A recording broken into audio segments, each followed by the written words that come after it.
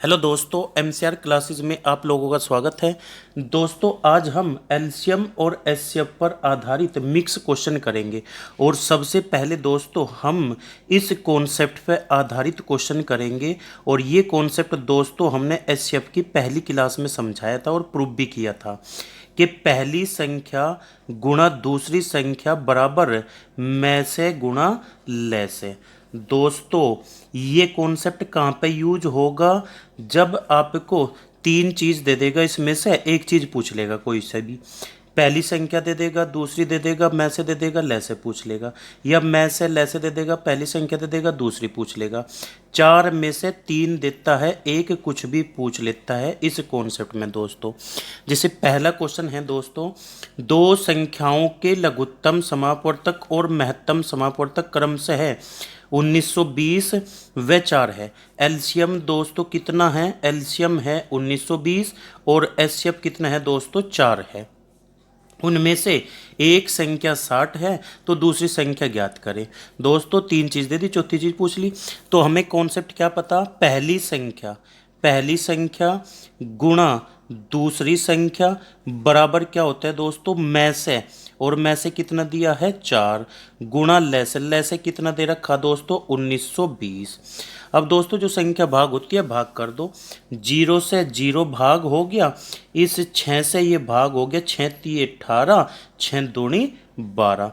तो दूसरी संख्या कितनी आ गई दोस्तों? 4 दूनी 8, 4 तिये 12। तो दूसरी संख्या आ गई हमारी 128, यानी ए ऑप्शन इज करेक्ट। और दोस्तों ये क्वेश्चन एसएससी जीडी 2021 में पूछा गया था। दूसरा क्वेश्चन है दोस्तों, दो संख्याओं का लघुत्तम समापवर्तक 231, दोनों संख्याओं का महत्तम समापवर्तक 11।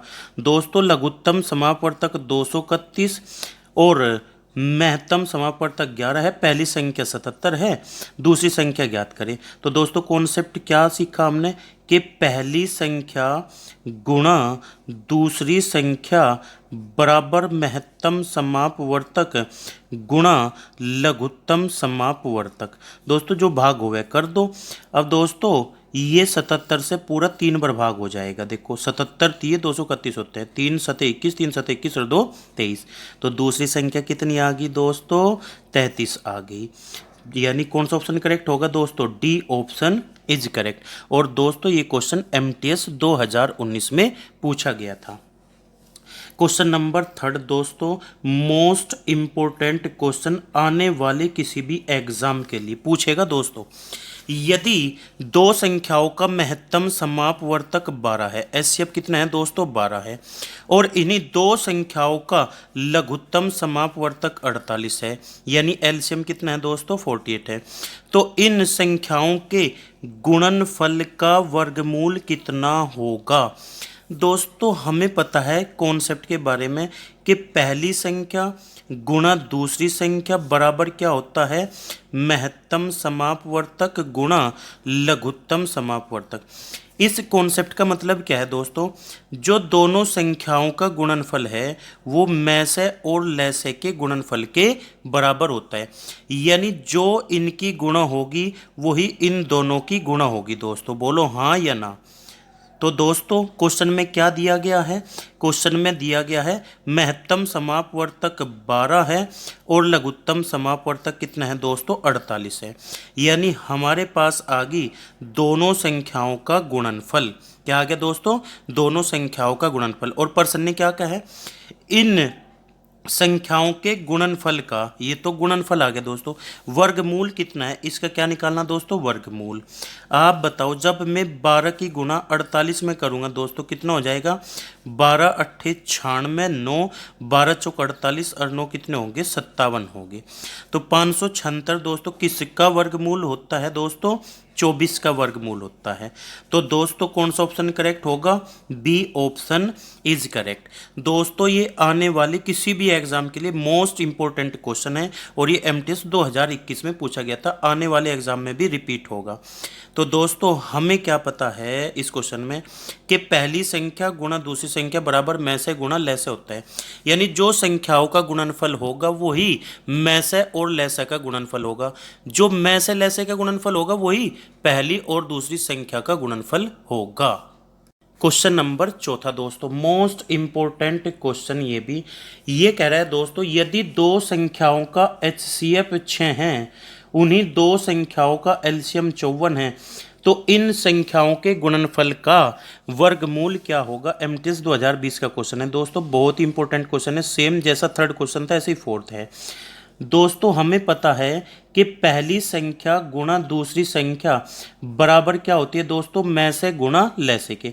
में से कितना है दोस्तों 6 है, और लैसे कितना है दोस्तों 54 है।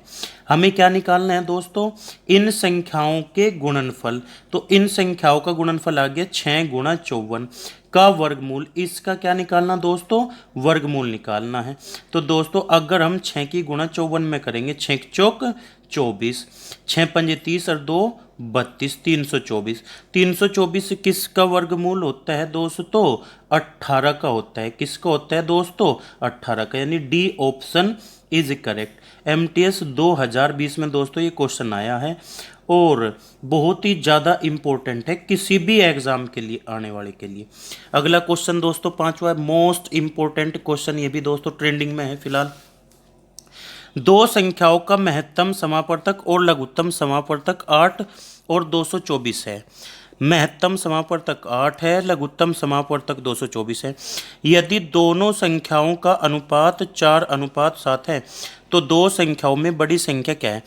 दोस्तों हमें पता है अगर कोई संख्या अनुपात में हो तो अज्ञात राशि साथ में लगा लेते हैं, कुछ भी साथ में लगा लो, XYZ कुछ भी लगा सकते हैं। तो दोस्तों हमें पता है चारों में रिलेशन क्या होता है, पहली संख्या गुणा दूसरी संख्या। दूसरी संख्या कितनी हो जाएगी दोस्तों 7x, पहली कितनी हो जाएगी 4x। अनुपात में है दोस्तों इसलिए हमने x साथ में लगा लिया यहाँ पे। पहली संख्या 4x, दूसरी संख्या 7x, बराबर क्या होता है दोस्तों, में से गुणा ले से।